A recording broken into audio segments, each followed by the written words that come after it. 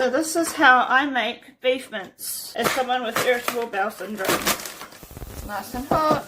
The goal is to brown the meat. Now normally before you put the meat in you would have some onions, but I can't eat onions. Well, I can have it in small amounts, but I can't have it in large amounts, so I don't add it to my cooking. Alright, once your meat is browned, then this is when you add your spices. I can't have too many spicy things, and I'm going to be putting some spicy beans in. And so I'm going to be having different types of spices that are more friendly for my tummy. So cumin is friendly. This is Chinese 5 spice. It's a mix, it has 5 different spices in it, all of which is friendly to my tummy, and I love this stuff, it's really yum.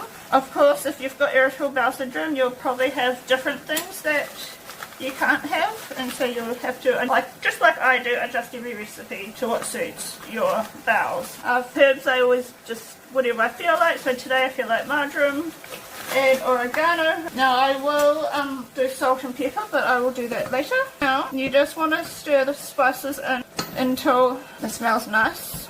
I have drained a tin of corn kernels. Now as I say, I'm allowed a little bit of spice, but not very much. So I have a tin of mild chili beans, and I've added no other spice. This will be my only spice.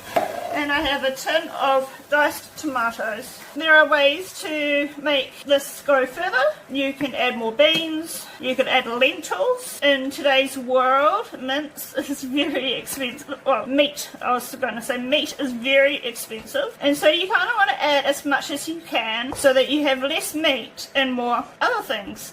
And you want things with protein, so like lentils and beans, they all have protein. They are good additions to make the meat go further. And now at this point, you want the mince to cook for 15 to 20 minutes. Otherwise the mince will be very chewy. I will put a lid on the top, like so, and I will turn it up until it comes to a boil. Yep, and now I'm going to turn it down to a simmer, which is just basically back to where it was before. I just needed it to come back to a boil since I've got a whole lot of cold ingredients in.